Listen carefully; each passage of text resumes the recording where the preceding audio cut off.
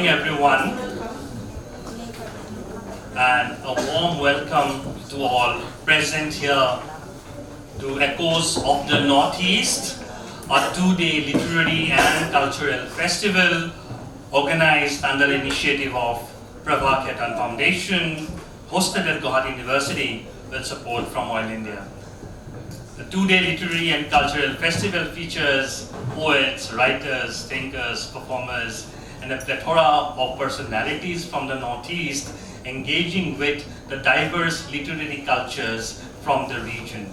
So we welcome you and we hope you are going to have a fruitful time over the coming 2 days. We begin the proceedings of the inaugural session with the Guwahati University anthem. May I request all present in the hall to please rise in respect.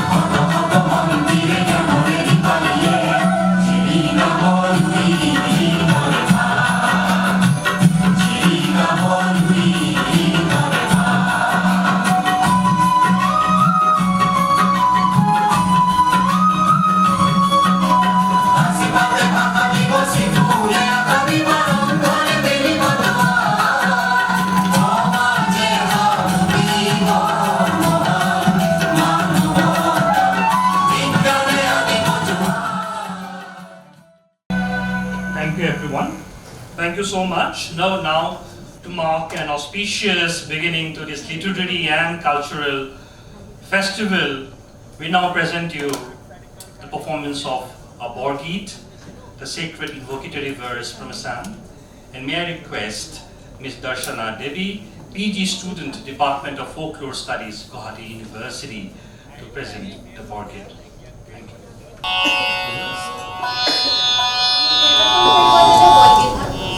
মহাপুরুষ শ্রী শ্রী মাধবদেব বিরচিত রাগ ধনশ্রী তালে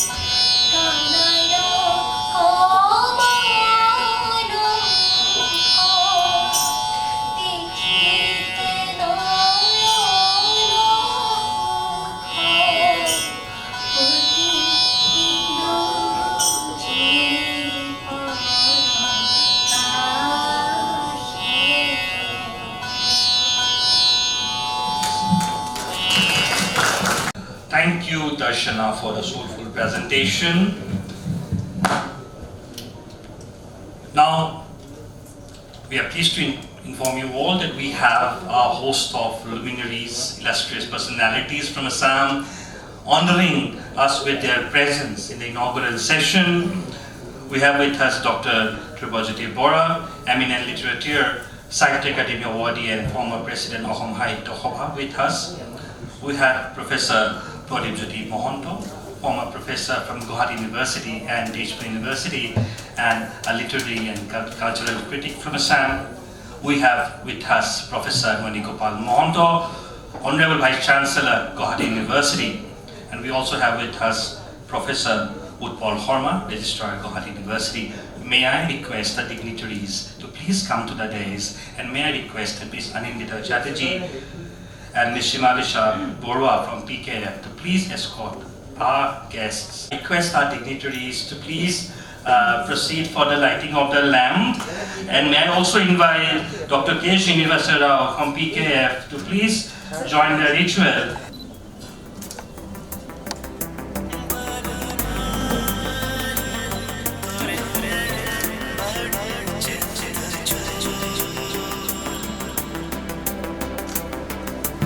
पल मारे तोरे नैना बड़े चित्त चो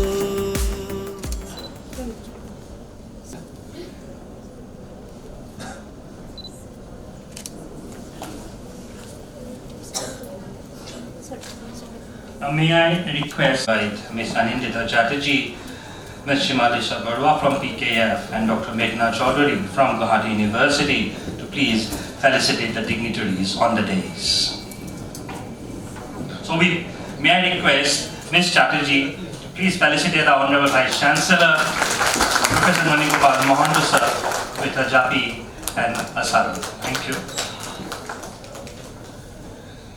May I now to please felicitate Dr. Dhrubajyoti Bora sir with a japi and a sarma from the organizers.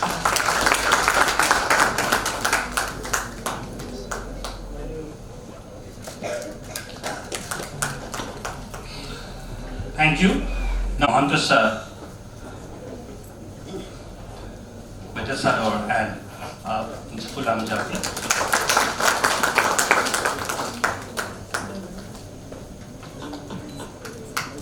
Thank you so much. And now may I request Ms. Chatterjee to please felicitate Professor Utpal, Registrar, Guwahati.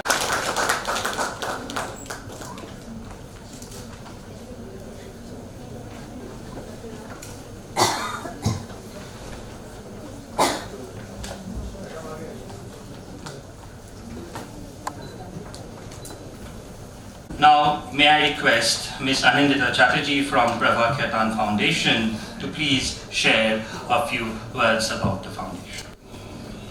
Good morning, everybody. A very hearty welcome to all of you in this early morning.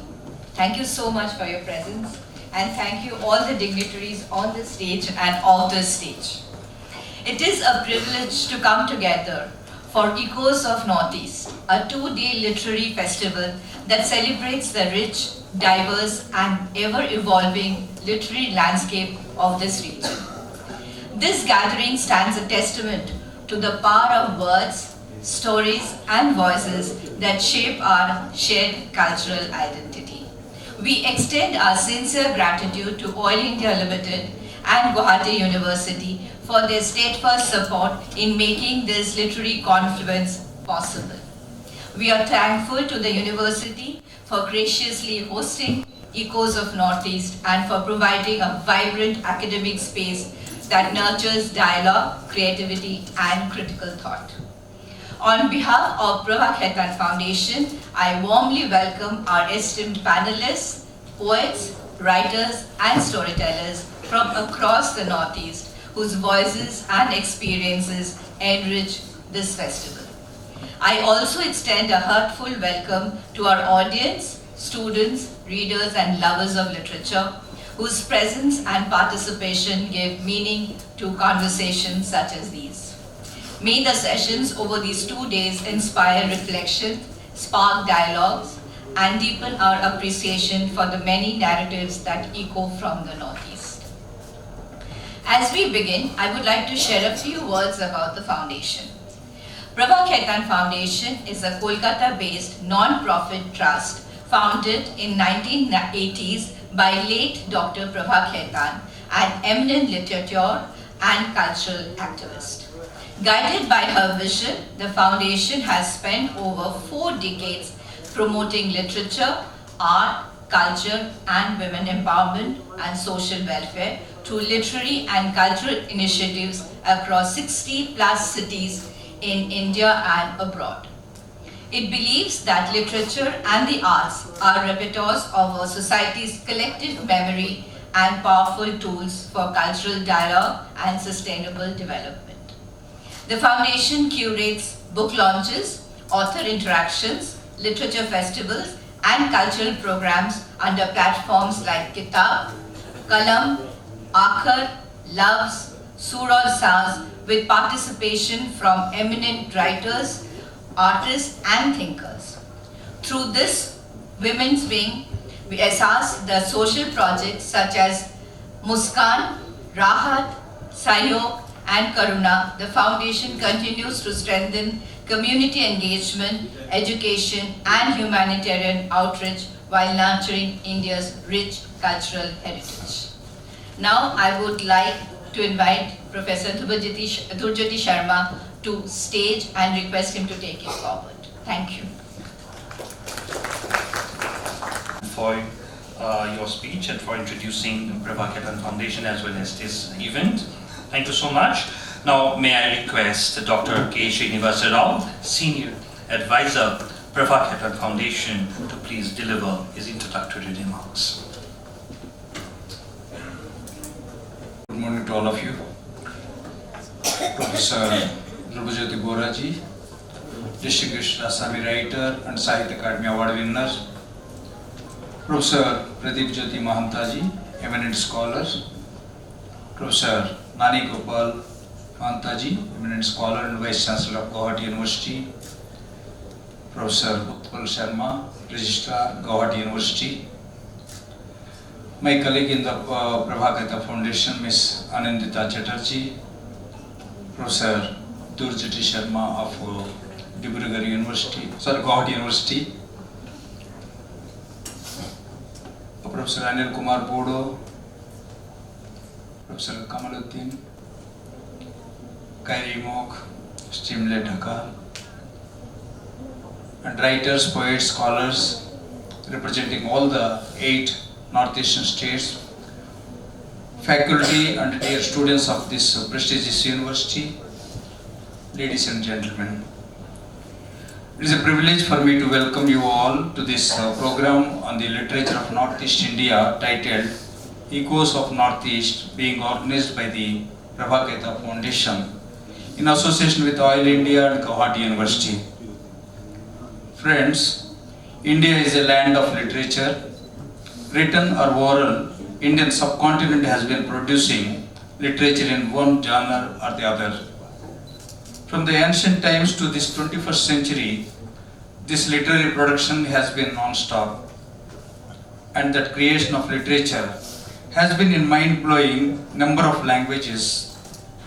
Till recently, much of this literature has been preserved in oral traditions across the country. As we all know, Northeast India is a home to numerous communities, each possessing a rich heritage expressed through distinct cultures, languages, myths, folklore, and storytelling traditions. For centuries, the literature in this region has been expressed and sustained through various oral forms such as folk tales, legends, ballads, and chants, which have preserved collective memory and cultural identity. In recent decades, these traditions have found new life in written forms, giving rise to a rich and evolving body of poetry, fiction, drama, and non-fiction. Northeast literature speaks of vast landscapes, both beautiful and turbulent, of migration, colonization, and political unrest, of identity, marginalization, resistance against all odds, and the resilience to endure such conditions. It also celebrates everyday life, indigenous wisdom, harmony with nature, and the deep emotional bonds between people and their land. These writings highlight that literature is not merely an artistic expression. Rather, it is a powerful medium of history, protest, and self-representation. The Northeast writers, who were once largely absent from the national literary scene, are now being heard and appreciated across the nation and beyond. Through translation and a critical engagement, these works enrich the wider field of Indian literature while challenging established ideas of center and margin. This program is an effort to acknowledge and celebrate these voices, to encourage thoughtful discussion, and to promote greater awareness of the literary contributions of the Northeast. I am confident that the sessions ahead will offer valuable insights and inspire meaningful conversation among all of us particularly the students who are present here. On behalf of Prabha Khaitan Foundation, Oil India and Guwahati University, I thank you for joining us and I wish the program a great success. Thank you all. For your address and for setting the platform for the 2 days of pure and critical engagement that lies ahead of us. Thank you, sir. Now, may I request Professor Nani Mahanta, Honorable Vice Chancellor, Guwahati University, to please deliver his address. Namaskaram. Distinguished guest present today, Dr. K. Sreenivasarao, distinguished scholar, literature, Dr. Dhrubajyoti Bora, distinguished scholar, Professor Pradip Mahanta, Mrs. Anindita Chatterjee, Madam, distinguished guests coming from various parts of Northeast India in general and Assam in particular, and dear student friends and participants. Well, it's indeed a great honor and privilege for me to speak a few words on this occasion of inaugural address, if I may say so, on women's voices in Northeastern literature. Indeed, this is a deep privilege and institutional honor for me to speak at this literary festival. Well, I consider this occasion not merely as a ceremonial moment, but an opportunity for reflection on literature, on culture, and on ethical responsibilities that accompany both the theme and the other literary activities. Well, I have prepared a few points, particularly on the women's voice pertaining to issues of Northeast literature in English, the necessity of mother tongue, hills that speak, the literary inspiration, telling our stories, that is storytelling, myth, legend and history, rivers, rain and roots. These are very important topics which have been chosen as the sub-theme of this 2 days literary festival. I try to look at how all these issues, how all these sub-themes is getting represented through the women's voice. That is the main task of my paper. Well, I would not like to go into the details. I just like to, because we have a galaxy of intellectuals and scholars present today. So in about 10-12 minutes, I would like to just flag off certain issues for your consideration. As we know, the Northeast India is perhaps the most diverse region of this country, with more than about 280 ethnic groups and 185 languages. It is said to be a delight for the anthropologists and the sociologists, but it's considered to be a nightmare for the policymakers. So it's a region shaped by linguistic plurality, ethnic diversity, layered histories, and an intimate relationship with nature. Here, literature emerges from lived realities of hills and rivers, borders and migrations, memory and loss, continuity and change. Within this vast and diverse tapestry of canvas, women's voices occupy a position of particular significance. These voices have not emerged as a marginal or supplementary to dominant narratives. Rather, they have functioned as defining and transformative forces. Through poetry, fiction, memoirs, and oral narratives, women writers from the Northeast have articulated experiences of identity and belonging, resistance and care, pain and resilience, silence and survival, and so on.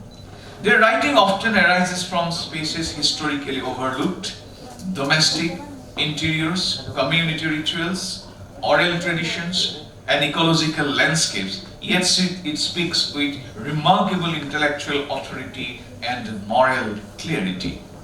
Women writers of the Northeast have not merely added to the body of regional literature, they have also reshaped the literary consciousness itself. They have questioned inherited categories of history and identity. challenged patriarchal and colonial modes of representation, and expanded the very idea of what constitutes literature. In their words, literature becomes not only an aesthetic practice, but an ethical one, deeply connected to responsibility, memory, and community issues. Well, when we look at the Northeast literature in English, I just like to flag off a few issues. English became a transnational space to which indigenous experiences could engage national and global leadership.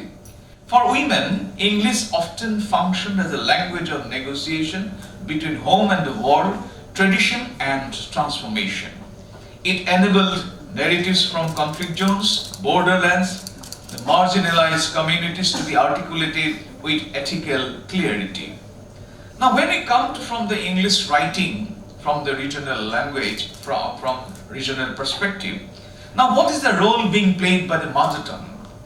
While English offers rich visibility and access to wider literary circle, the mother tongue offers roots, depth, and belonging.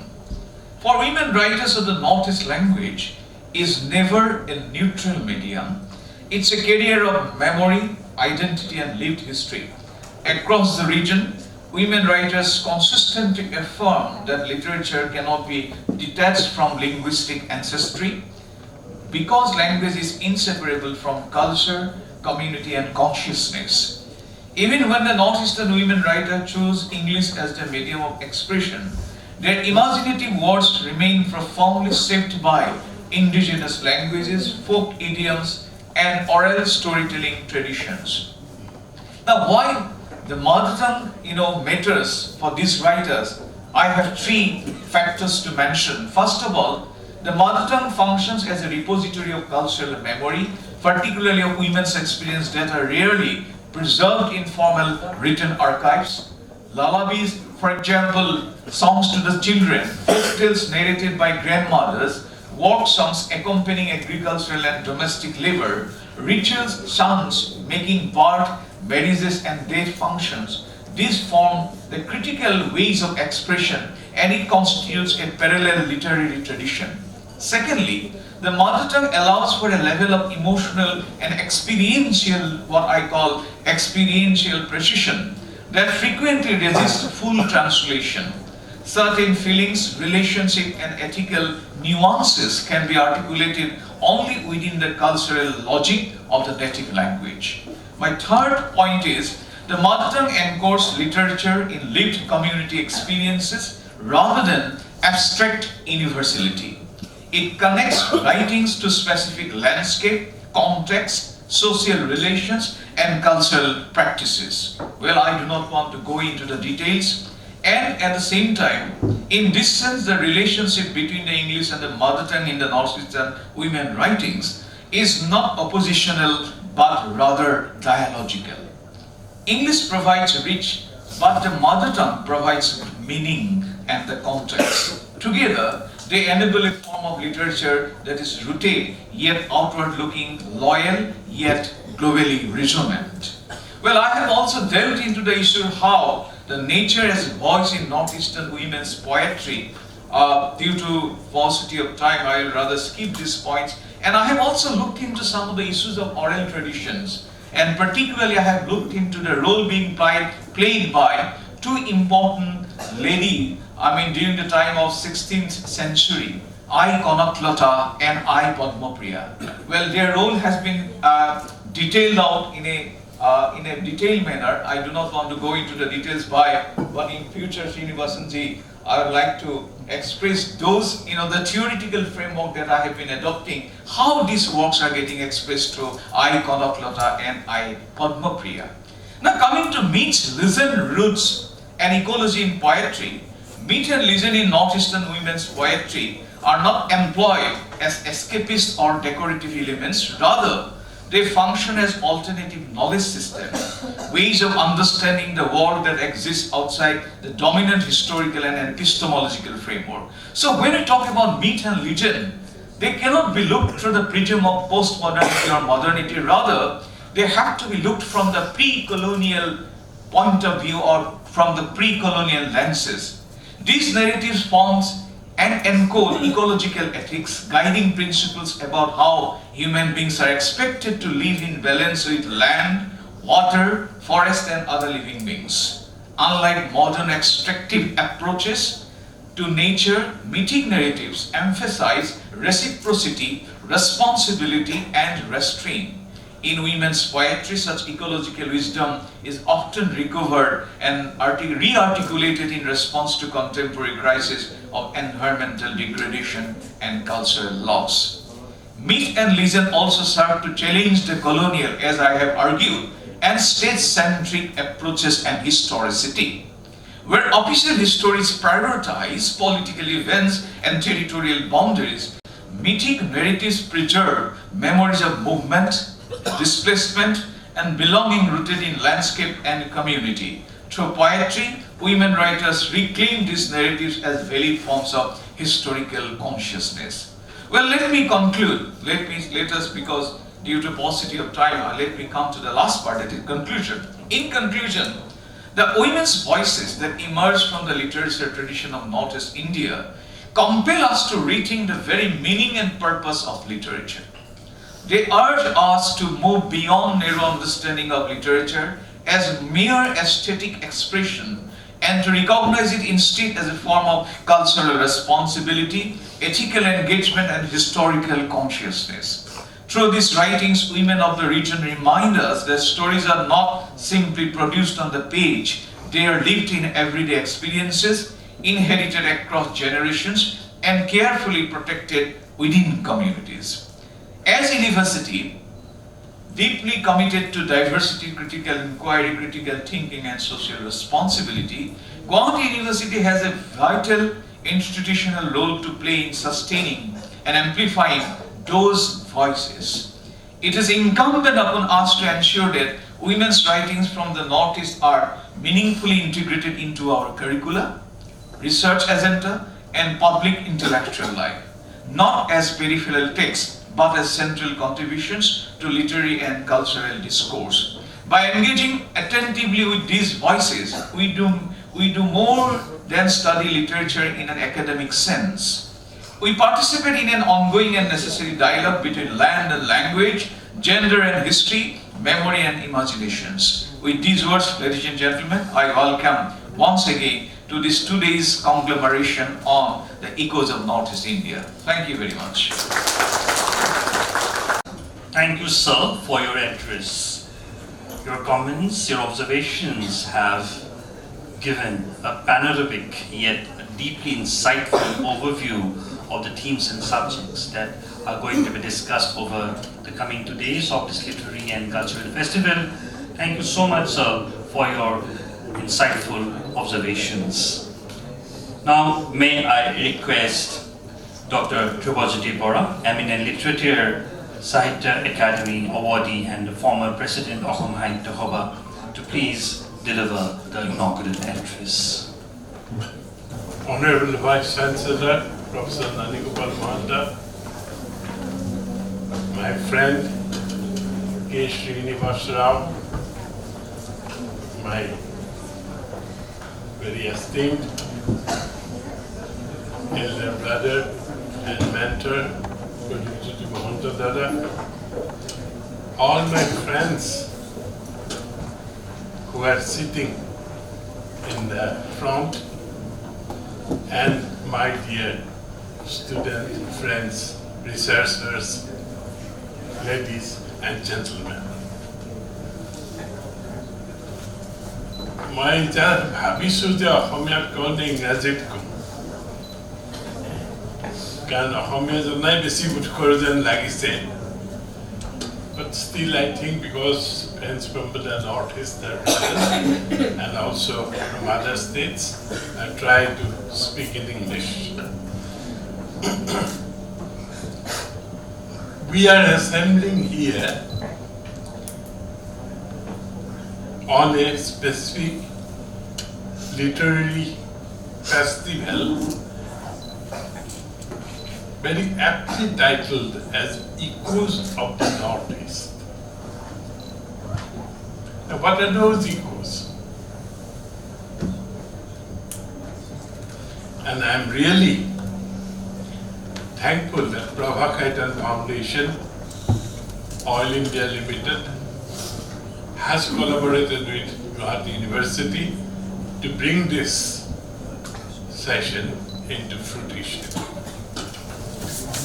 Now, when we look at Northeast, I'll just try to give a very wide overview so that we know where we stand. When we look at the Northeast, we will find that it is practically the meeting point of at least three great human races. It is an area of confluence and also a melting pot. The Aryan-speaking communities, the great Tibeto-Burman people, the Mongoloids, and also to a certain extent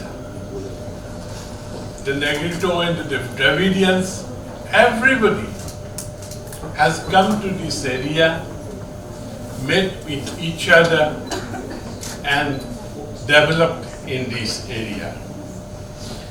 It is also a great meeting point of various linguistic streams of Southeast Asia. These linguistic streams are from Southeast Asia. That particular three words that I am using, one need to focus on. This is not merely, say, India. Rather, it is Asia, Southeast Asia. So once we keep this in mind, then we will be able to know from where the variety is coming. From where from? This multiple voices and echoes are coming. See, the Aryan tongue, Aryan speakers, right from the Sanskrit, Pali, Prakrit, and the derivative languages, as Assamese, Bengali, and other things, other languages. That is one big stream. The second is the Tibeto-Burman family of languages. A very rich, evocative stream of languages which have come to this area, and both have met and interacted. And I think if we take a balance, the Aryan speakers are more enriched by this than the Tibeto-Burmans.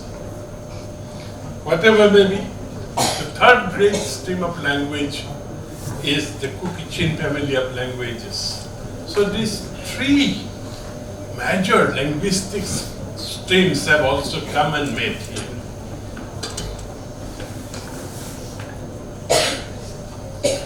And the society is a great admixture of various ethnic and linguistic groups, large and small communities, tribes, nationalities. Everybody is here. And Professor Nani Mahanta said 200 or more ethnic groups are there. As many languages possibly, if not, maybe little less. So they are here.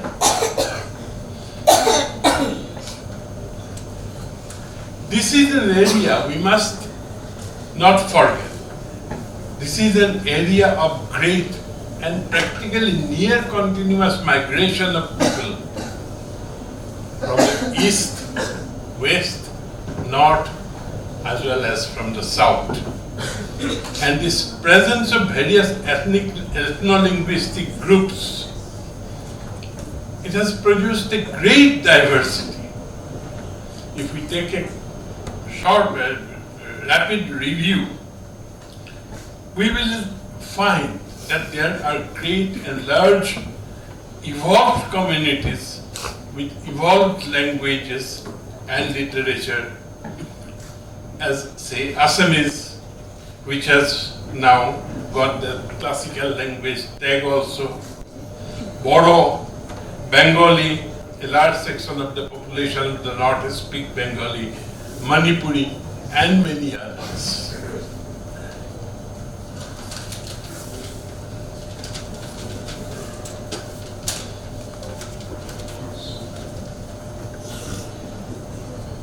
But at the same time, there are some very small communities, small tribal communities still present in this area, in Arunachal Pradesh and even in Assam,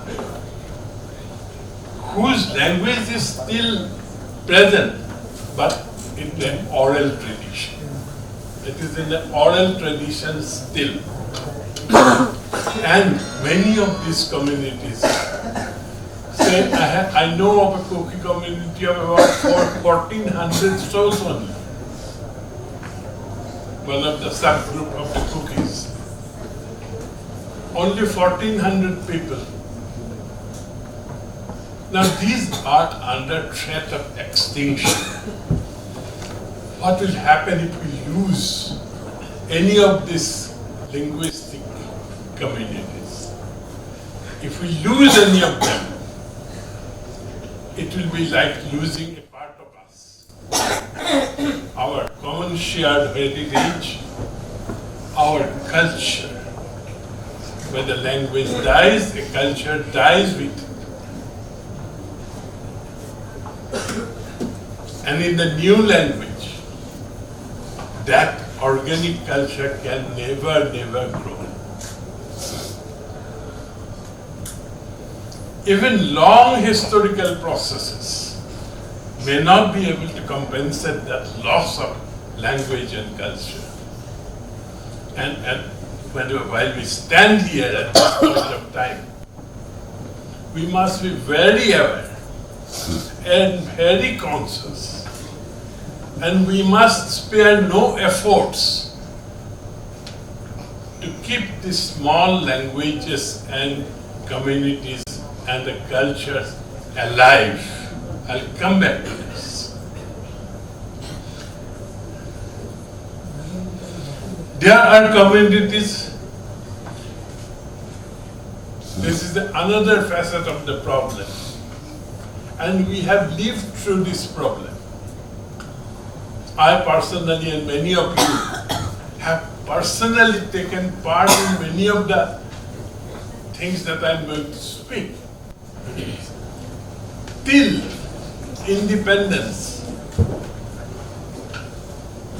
many of the even major tribal languages of Northeast did not have their own script. There is always a story all over the world, it is there, that each language had its script, and the script was written in a piece of animal hide. There was a very severe famine at one time, and the person with whom that animal hide with the script was there boiled and ate up that animal hide, and the script was lost. This is a story, interestingly, I have found in South America, I have found in North America among the Red Indians, I have found in India, among our Kirbis too. The same story. Script written in a hide during famine, boiled and eaten. See the universality. Angam is also, no? So it is the same everywhere in the world.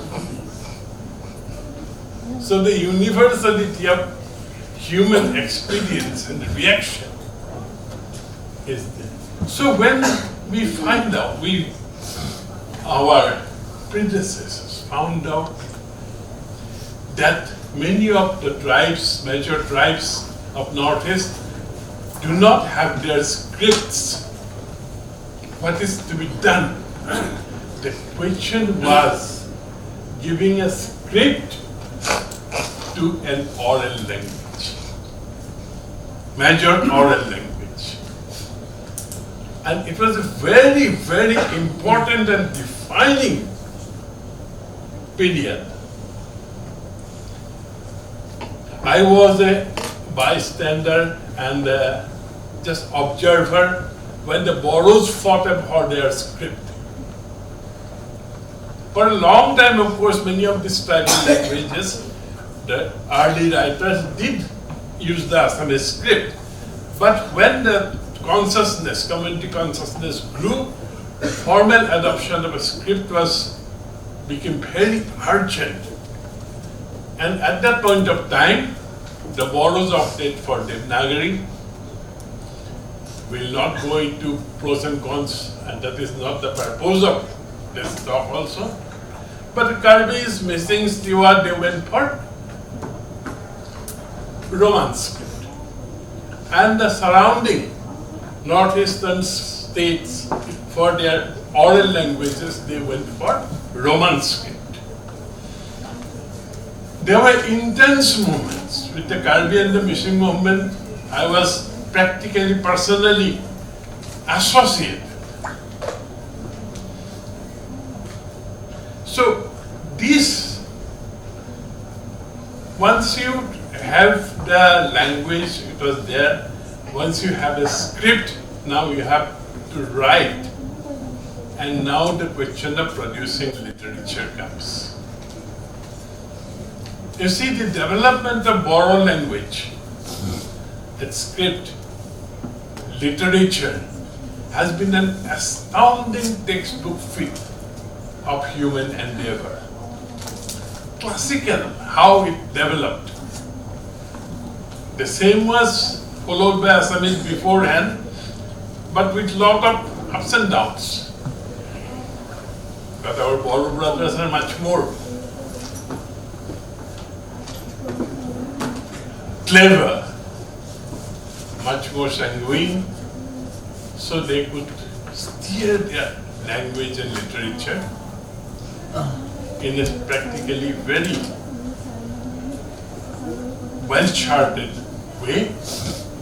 And not only has the endeavors gained them recognition as one of the Indian languages, but it has stimulated the development of Bora literature.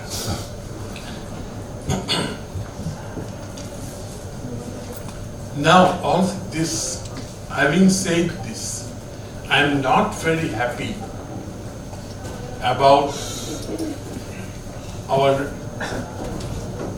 local languages, literature produced in our local languages. Though I have been able to follow whatever little I could from the English translations, but I am not very happy because it becomes apparent that they are yet to develop the level of sophistication and develop their language, especially the literary skills in that language, to the extent where it will be properly noticed.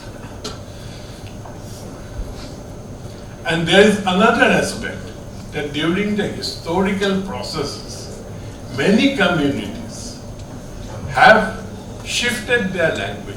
I won't say lost their language, because in this historical process, they have shifted their language from their original, which has been lost now, to practically Assamese. The most glaring example is of the Ahoms, the Taishan migrants to this valley. And their adoption did also make the Assamese grow. So from this, you can find out how diverse, multi-layered the scene actually is. Lately, in the last 30 years, I mean less than that, we have seen that in our surrounding northeast, also within Assam, a new crop of writers who write in English have emerged. Indian English writing. Rasmi is sitting before me. She is a wonderful writer, and her writing has been well appreciated all over India. Stimulate is there. So we have seen this, and interestingly, right from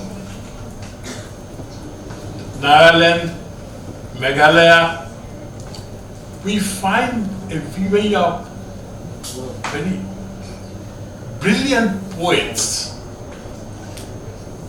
And from Nagaland we have novelists, fiction writers, I would say of international stature. As far as their depiction of their life and the complexity of human existence that they depict in their writings are concerned, they are practically of international stature. This is a new phenomenon, but as my Chancellor has pointed out, it has got dangers also, dangers to the local languages. So possibly, extensive translation between ourselves may bridge this gap to a large extent, and we will be able to share our whole literary existential achievements, first with each other, then with the rest of the world. So that becomes very important. So I'll finish with a small thing. Now while I was in the Sahitya Sabha, during my trips to Arunachal Pradesh, we came face to face with these small communities whose language is only having an oral existence. Now, what to do, how to preserve? I have already told you why we need to preserve that. How to preserve? Then, after a lot of discussion, we found out that to preserve the language, you have to start from the children. Right from the small children. So we thought about holding annual festivities, competitions, presentations, storytellings, even storytelling to be made a part of the school curriculum in the local languages. All these things were taken up. And this has become not only important for the small languages, marginal languages, but equally of the big 22 languages who are facing the same existential threat, more or less, because of English and others. So for our people of the Northeast, Hindi is as foreign as English. No difference for us. Do you have any difference? Do you feel any difference? Actually, there is no difference. So keep that also in mind. In Assam, therefore in Sahitya Sabha's patronage, we have taken up a program called Ramdhenu, where we hold these competitions. We have branches in the branch level amongst the young children in their mother tongue. Writing poetry, reciting poetry, singing songs, telling stories, holding competitions, thus involving their mothers mainly. So this has been a very resounding success, I would say, and a silent success of how the roots of the language can be taken to the newer generations in a new way. So the Northeast literary scene is this. We need to ponder about it. We need to discuss it. We need, the writers of the Northeast need to be aware of this and try to bring it up in their writings. Give voice to these voiceless people through their writings so that they feel that they do belong to this world of letters, the world of literatures, that their culture is being preserved and protected. I hope the deliberation of these 2 days will be very fruitful and we will be extremely benefited. My student friends and the researchers will be benefited. My only advice to them is question. Anything that is being said, try to question it. And even try to question the question. Why this question is being raised.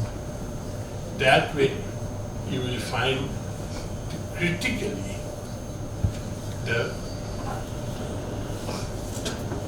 you will be able to critically analyze the situation and also be much benefited in your own endeavors of study and writing. Those who write in their writing. So thanking you all, and my thanks to the organizers for inviting me, to asking me to give this inaugural address. I don't know whether I have been able to raise some questions before you. If I have been able to, then this inaugural address is little meaningful. Thank you very much. Sincere thanks to Dr. Dhrubajyoti Bora sir for your thoughtful and penetrative observations on the linguistic and cultural interlinkages, interface between script and language, language loss, emergent writers in English from Northeast India, and need for translations. Thank you, sir, for your inaugural address. Now, may I request Professor Pradip Mahanta, sir, former professor from Guwahati University at Central University, and a scholar in his own right, writing in both English and Assamese, particularly in the area of Shankar studies, to please present the keynote address. Namaskar. Professor Dhrubajyoti Bora, eminent literature and social thinker. Professor Nani Gopal Mahanta, Vice Chancellor, Guwahati University, in absentia. Professor Utpal Sarma, Registrar, Guwahati University. Dr. K. Sreenivasarao, Cultural Advisor, Prabha Khaitan Foundation. Srimati Anindita Chatterjee, Executive Trustee of the Foundation. Distinguished guest speakers and members of the audience. মই সকলো প্ৰতিজনক সাদৰ সম্ভাষণ জনাইছো।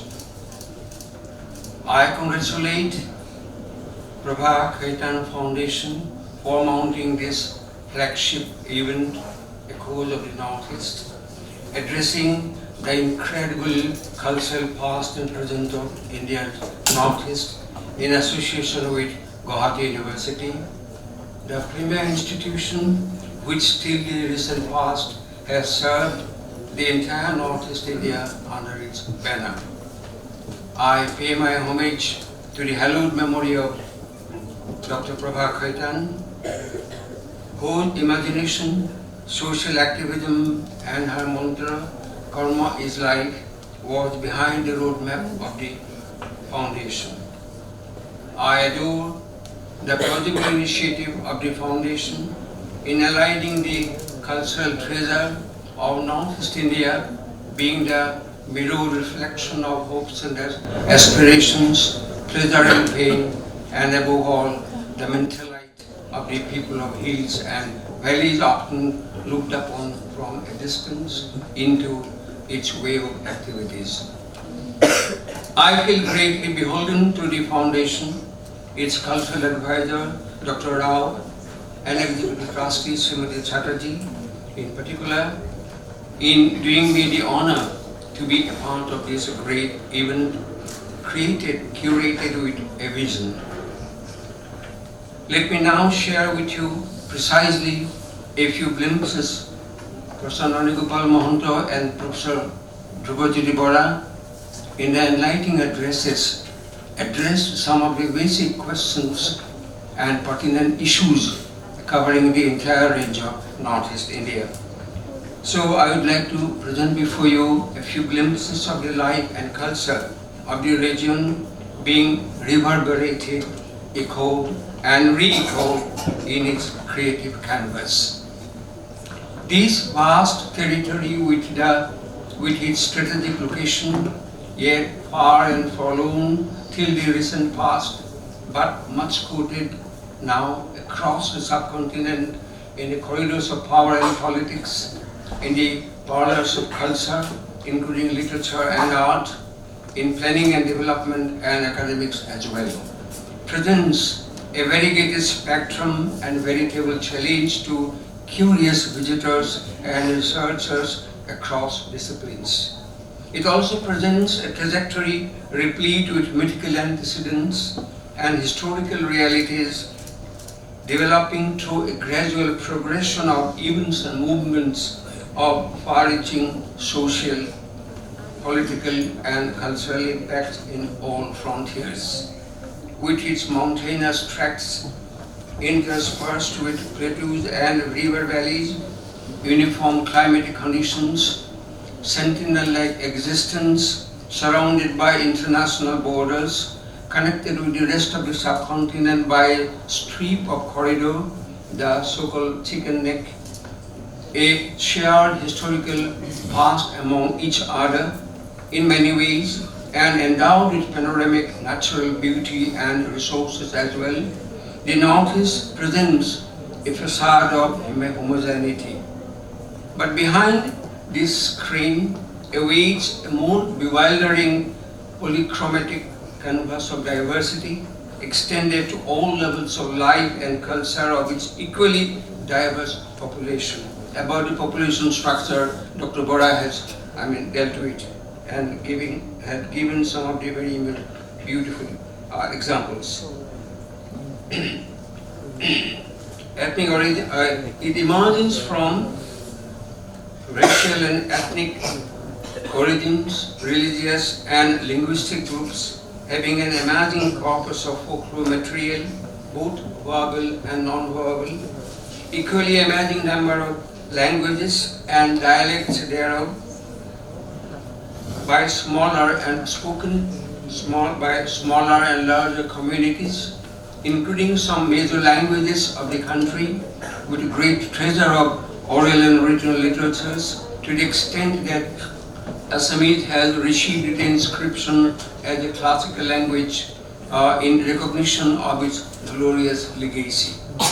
We also see the cultural diversity extended to wonderfully textured, tangible and intangible expressions, material products associated with household and agricultural modes, including exquisite, colorful textiles and crafts, beliefs and practices, fairs and festivals, expressions, expressive arts like music, dance, painting, sculpture, signifying identity of the respective communities. All of these evolved from an indigenous knowledge system intrinsically layered with the lived life of the communities that have led to an unsurpassable mass of cultural texts and productions.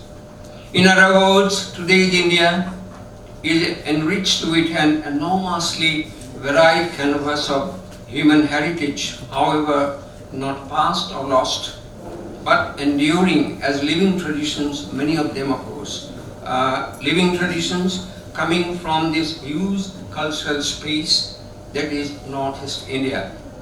Also evident with it the tenor and effects of gradual changes, combining tradition with modernity, winds of turbulence blowing over decades of insurgency and violence, experiences of despair and hope, alienation and integration, striving for identity assertion, all of which finding sensitive portrayal in a variety of ways, including creative expressions sprouting from different parts of the hills and plains of the Northeast India.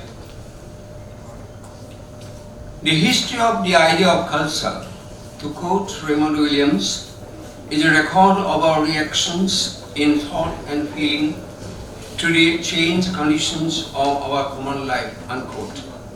The Northeast India, like many others, is also an illustrative record of response of the inhabiting communities towards inevitable changes coming to its polity and social ecology under overriding conditions. If culture is a representation of whole way of life and a semiotic representation of waves of significance,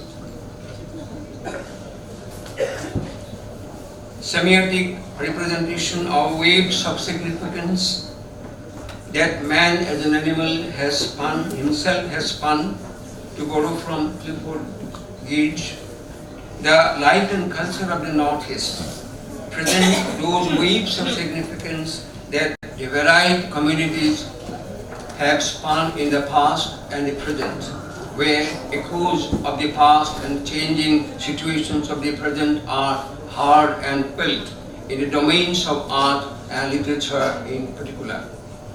If literature is a major discourse of knowledge emanating from understanding of man and its imagined construct and enlarging the perception of the world that we inhabit, literature of the Northeast is a vivid example in this regard that inheres signification of the human condition of this region, its complex social and cultural matrix, conflicting socio-political milieu, winds of gradual change that started pouring into the social fabric. The serenity and memories of the past, complexities and cruelties of time causing human predicament confronted by men and women in the Northeast in recent years have also found revealing expressions in the literature of the region in multiplicity of forms and multilingual voices. The composite matrix of literature, yet spoken and written in many languages, particularly I am referring to the Northeast, is in essence a celebration of life, of man and nature, in all shades and colors, even in the face of contradictions and challenging situations. While the emerging and becoming increasingly expansive literatures of the tribal or ethnic communities display a sensitive blending of the oral and written tradition about which Dr. Bora has just referred to. To quote from Chancellor, the new literature with indigenous flavor does not have a political agenda like the post-colonial Africa and among the Native Americans. Once articulated with the written text, similarities of old views with other cultures have helped forge new affinities and at the same time enabled them to accept the differences as uniqueness of any given culture, unquote. Only the other side of the spectrum, Assamese and for that matter Manipuri made a literature too, with their glorious past spanning over a millennium and evocatively religious in spirit, is passing through crossroads, cross currents of history and forging ahead since the 19th century. With sensitive blending of tradition and modernity. Talking about modern Assamese literature, just a few words. In modern Assamese literature, on the one hand, a continued revisiting and reimagining of the hallowed memories of the 15th, 16th centuries Bhakti movement in Assam that transpired as an unprecedented cultural resurgence is evident in evoking it as a site of community heritage.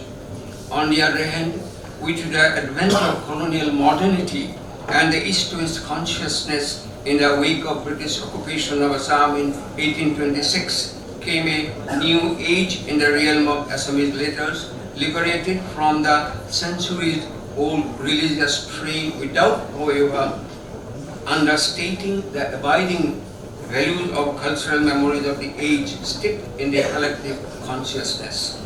The freedom movement and post-independence era of literary experience in Assam is marked by more variety, vivacity and creative zeal, setting new trends many a time, informed and inspired by continental discourses and the great tradition of Indian aesthetics as well.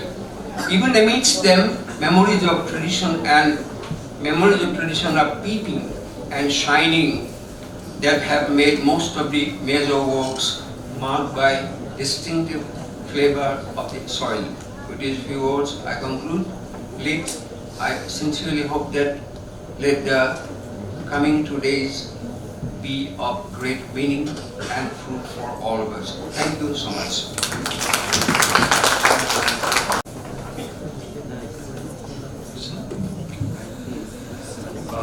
Thank you, sir, for your address and for covering the important and crucial cultural and sociological factors impinging upon the interactive dynamics which characterizes the traditional and modern day dynamics between the cultures of Northeast India. Thank you, sir, for your deliberations. Now this brings us to the close of the inaugural session.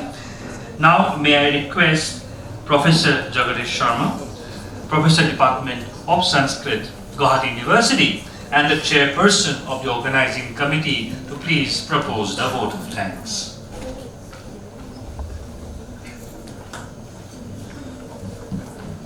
Namaskar. Kamaksha Varade Devi Nila Vargata Vasini He Devi Jagatama Mata Yoni Mutri Namastute. After completion of the other programs of the inaugural session, Echoes of Northeast, organized by Prabha Khaitan Foundation with collaboration of Guwahati University and All India, it is time for offer official vote of thanks. I am standing before you to offer official vote of thanks. First of all, on behalf of the foundation and on behalf of Guwahati University, I like to offer vote of thanks Dr. Dhrubajyoti Bora sir, eminent scholar, writer, and former president of Assam Sahitya Sabha, for being the inaugural speech of the session. Namaskar sir, dhanyabad sir. Also like to offer our Honorable Vice Chancellor, Professor Nani Gopal Mahanta sir, being present here and inaugurate this program. In absentia, I offer vote of thanks on behalf of the foundation, on behalf of the Guwahati University to him. I offer vote of thanks to Professor Pradip sir, a scholar of Sanskrit studies and former professor of Guwahati University and Trustee University, for deliver keynote address. On behalf of the foundation, I offer dhanyabad and grateful to you, sir. Also offer vote of thanks to Sreenivasarao, senior advisor of this foundation and being present in the inaugural session. I offer vote of thanks and gratitude to you, sir. I also offer vote of thanks to our Honorable Registrar, Professor Utpal Sarma, though he is not present here in absentia. I offer vote of thanks to him. Also vote of thanks from us, Guwahati University, Anindita Chatterjee Madam. Actually, Madam, from first time, is coordinated with us, and for the initiation, this program is happened in Guwahati University. Is a senior trustee of this foundation. On behalf of the university, Madam, I offer vote of thanks. I also offer vote of thanks to our invited speakers of the various sessions of this seminar. All invited speakers already arrived. On behalf of the foundation and on behalf of the Guwahati University, I offer grateful and vote of thanks to all invited speakers present here. I also offer vote of thanks to our other invited speakers and other invited guests and teachers of this Guwahati University. I offer vote of thanks from us also. The present research scholars and students of beloved students of our various departments of Guwahati University, still they are present here for successful completion of this program. On behalf of the foundation, on behalf of the Guwahati University, I offer vote of to all my students and research scholars. I also offer gratitude to all the functionaries of Prabha Khaitan Foundation to present here and all these other dignitaries of this foundation. I also offer vote of thanks to organizing committee, member of our organizing committee. One reception committee has been constituted by our Honorable Vice Chancellor, sir. On behalf of the foundation, I offer vote of thanks to every member of this committee. I also offer vote of thanks to Darshana Devi, who presented a melodious sweetful Borgeet in the inauguration session, and I offer vote of thanks to her also. I also offer vote of thanks to Dr. Dhrubajyoti. He is very sincere teacher of our university, and he anchoring of this session. I offer vote of thanks to Dr. Dhrubajyoti Sarma. I offer other good dignitaries present here, students, friends, and also authorities of this university, authorities of this ISD building, and also the members of these ISD institutions, and other media person, and who is directly or indirectly associated with this program. On behalf of the Prabha Khaitan Foundation and on behalf of the Guwahati University, I offer vote of thanks and sincere gratitude to all of you. Thank you very much. Thank you, sir. So this brings us to the close of the inaugural session. So the lectures and the addresses during the inaugural session, they have set forth certain questions and crucial pointers, which I'm sure the forthcoming sessions of this Today Literary Festival will truly take up. This is a festival, so this is a moment to celebrate the linguistic and cultural diversity of Northeast India, but this is also the time for self-introspection and also to devise and think about a roadmap which will enable future generations of scholars to engage more critically and more insightfully with the cultural mosaic that the Northeast India presents.